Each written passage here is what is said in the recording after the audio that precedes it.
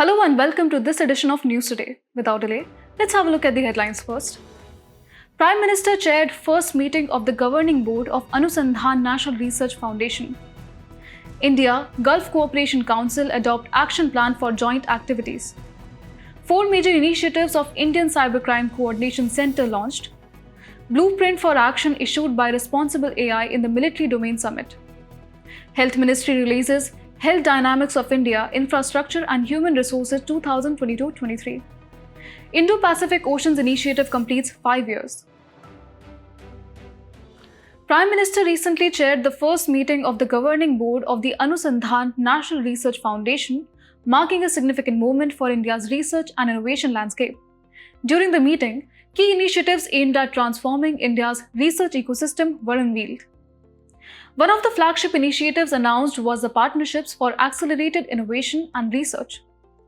This program aims to bridge the gap between universities where research is still in its nascent stages and top-tier institutions. By adopting a hub and spoke mentorship model, PAIR is designed to foster innovation across various academic institutions.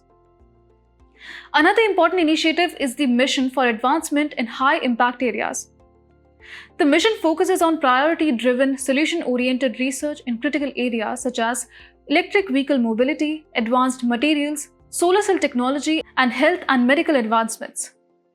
Additionally, the ANRF Center of Excellence initiative was launched to establish world-class research centers across the country with substantial funding support. The Anusandhan National Research Foundation itself was established under the ANRF Act of 2023, and it has absorbed the erstwhile Science and Engineering Research Board. The primary objective of ANRF is to foster a culture of research and innovation across the country, in line with the recommendations of the National Education Policy. The foundation aims to position India as a knowledge-driven society and encourage research at all levels of education. In terms of funding, ANRF has an ambitious goal of mobilizing Rs 50,000 crore for the period from 2023 to 2028, with Rs 14,000 crore contributed by the central government and the remaining Rs 36,000 crore expected from private sources. Governance-wise, the Department of Science and Technology will serve as the administrative department for ANRF.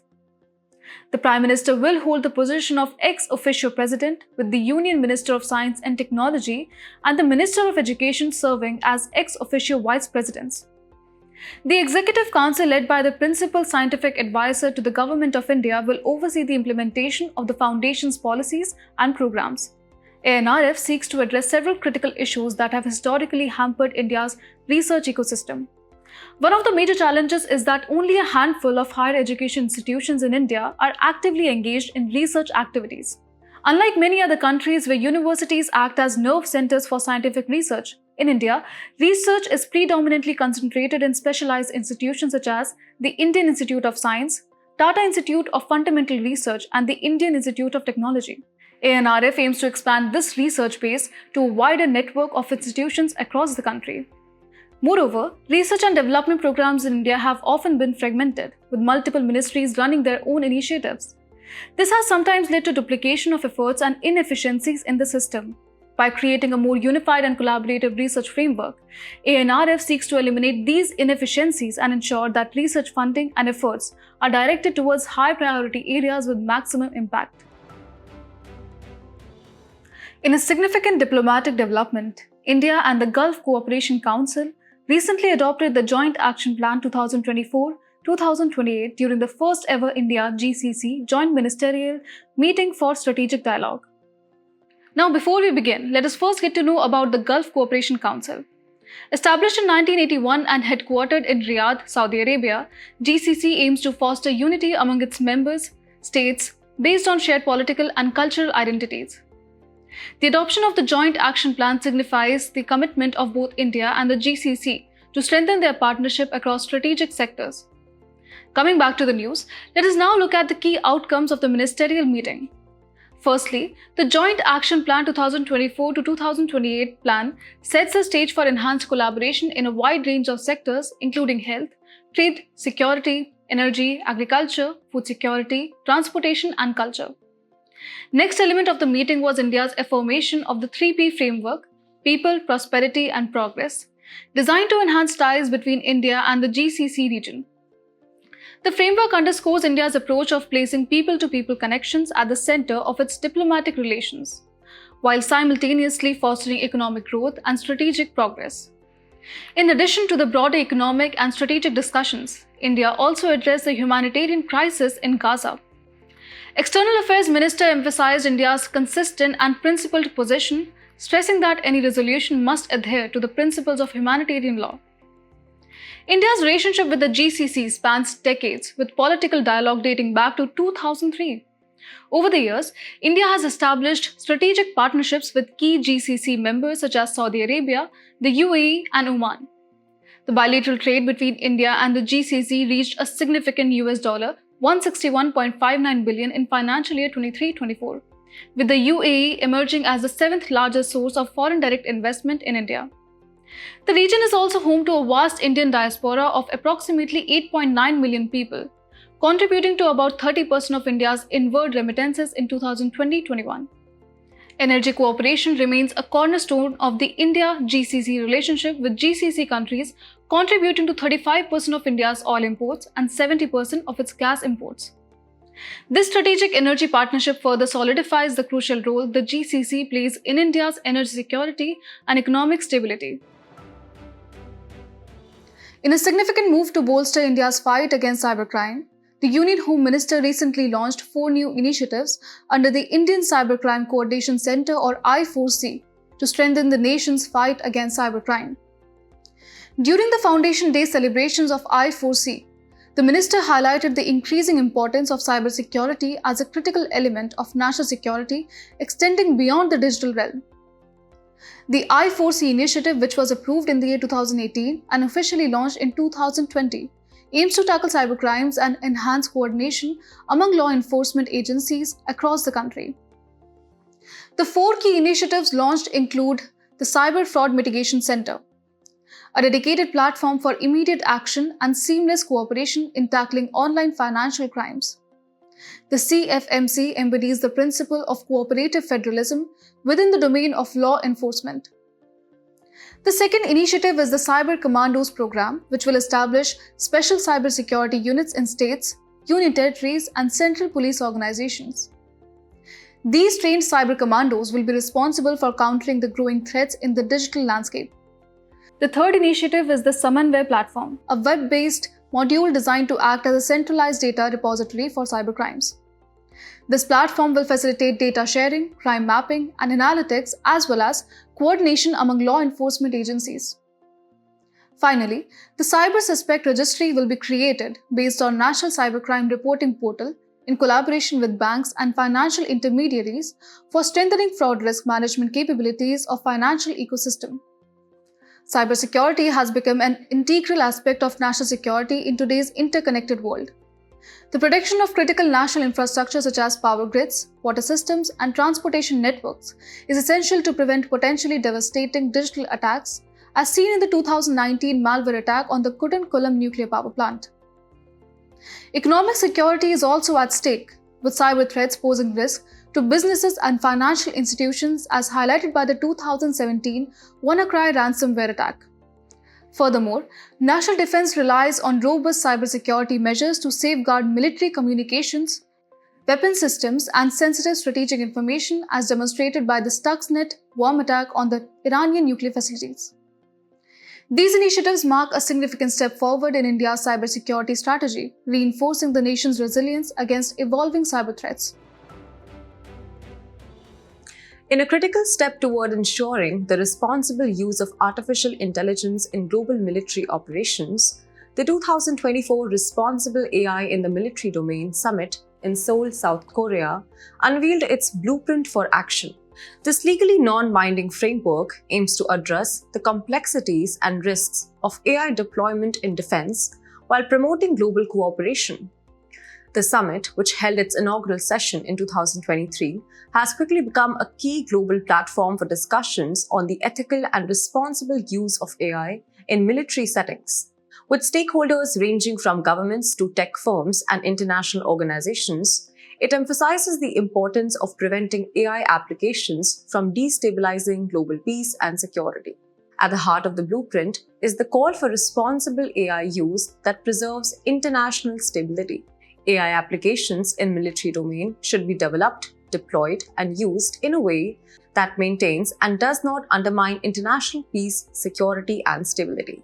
The blueprint recognizes that AI applications can present both foreseeable and unforeseeable risks, including risk of an arms race, miscalculation, escalation, and lowering threshold of conflict. It stresses the need to maintain human control and involvement for all actions critical to informing and executing sovereign decisions concerning nuclear weapons employment without prejudice to goal of a world free of nuclear weapons. The document also underscores the necessity for AI applications to adhere to national and international laws, pushing for human-centric and ethical AI systems. It calls for rigorous testing, evaluation protocols, and continuous dialogue to maintain control over AI's evolving capabilities. The blueprint looks to the future of AI governance in military domains, advocating for open, inclusive discussions to ensure diverse perspectives are heard. A strong focus is placed on international cooperation, particularly in building capacity to reduce knowledge gap on responsible AI use across countries. In an effort to shine a light on India's evolving healthcare landscape, the Health Ministry has released its comprehensive report, Health Dynamics of India Infrastructure and Human Resources 2022-23. This report, formerly known as the Rural Health Statistics, provides the vital data on the state of health infrastructure and human resources across the country.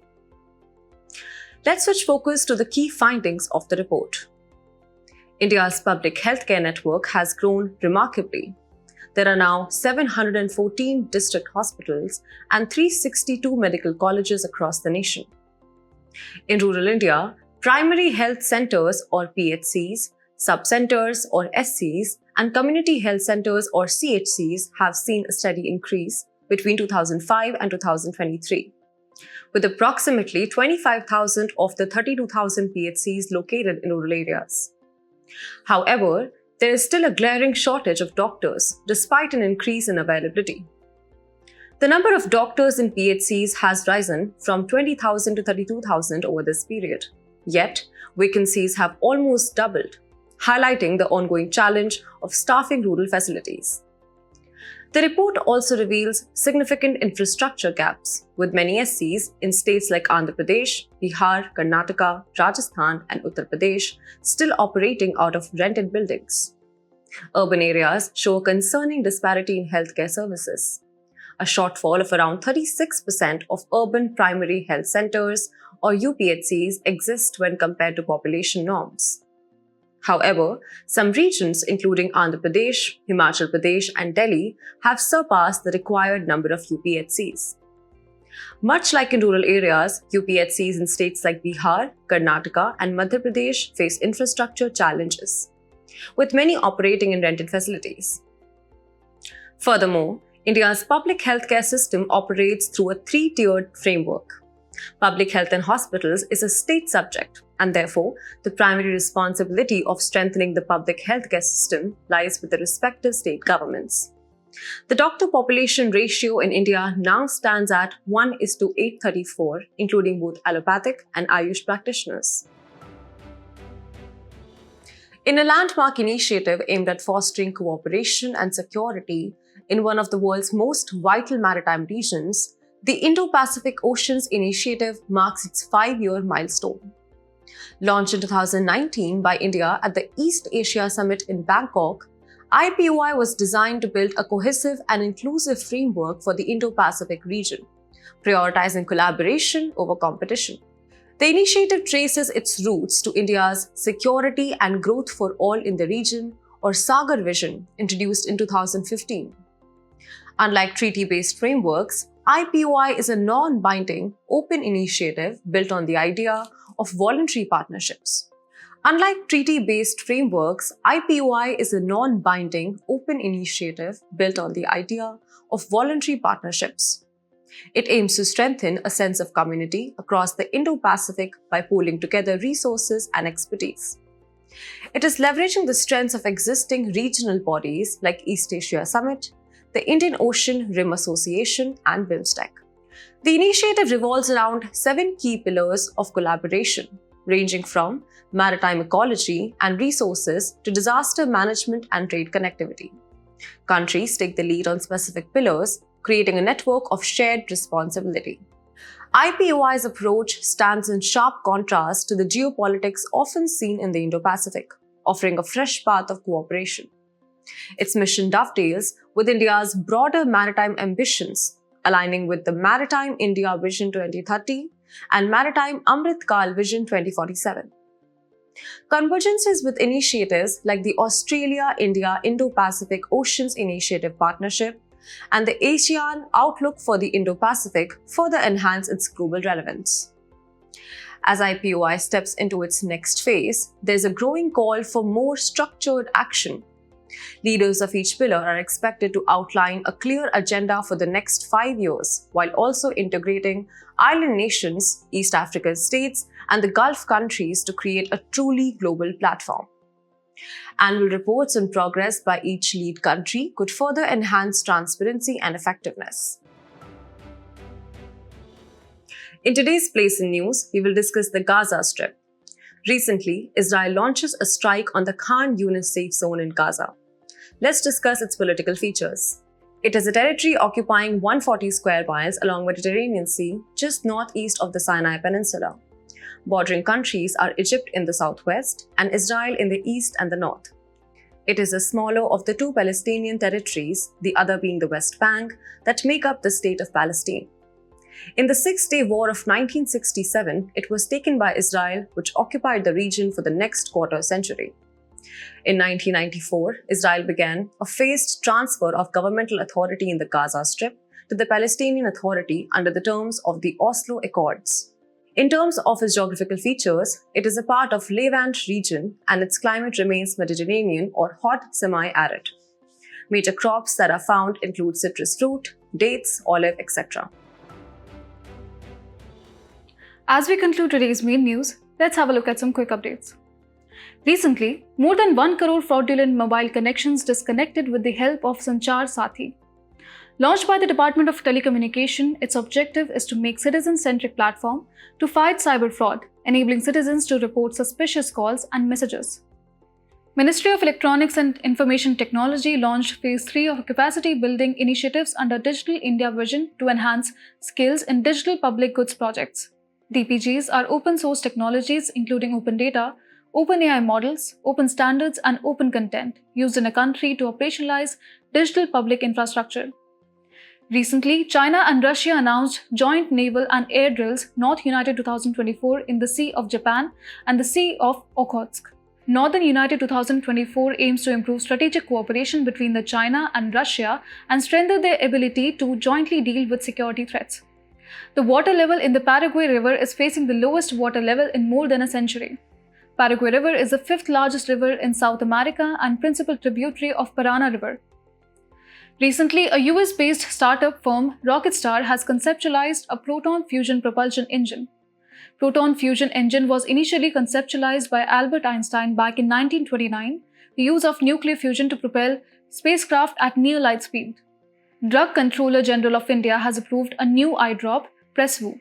It is developed to reduce dependency on reading glasses for individuals affected by presbyopia. Presbyopia is a refractive error in which the eyes gradually lose the ability to focus on nearby objects. A recent study showcases that Siddha drugs can reduce anemia among adolescent girls. The treatment used a combination of Siddha drugs, ABMN. Siddha system was founded by the sage Agastya. The Siddha literature is in Tamil and is practiced largely in Tamil-speaking parts of India and by Indian diaspora in Southeast Asia. The statue of the greatest ruler of the Cochin dynasty, Shaktan Tampuran in Kerala, fell. Raja Ramavarma Kunjipillai or Ramavarma IX is popularly known as Shaktan Tampuran. He ruled the Cochin kingdom from 1790 to 1805. Before we sign off, let's challenge your understanding in today's installment of Test Your Knowledge.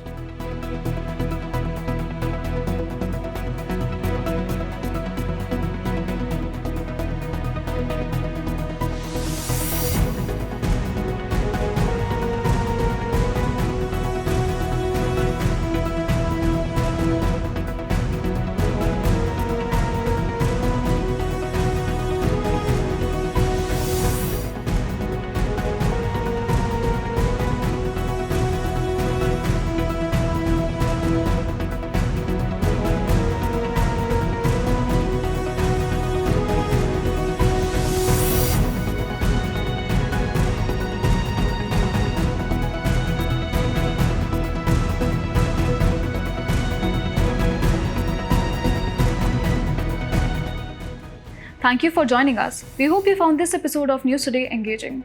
For the solution to the quiz and to access the PDF version of News Today, remember to visit the provided links in the description below.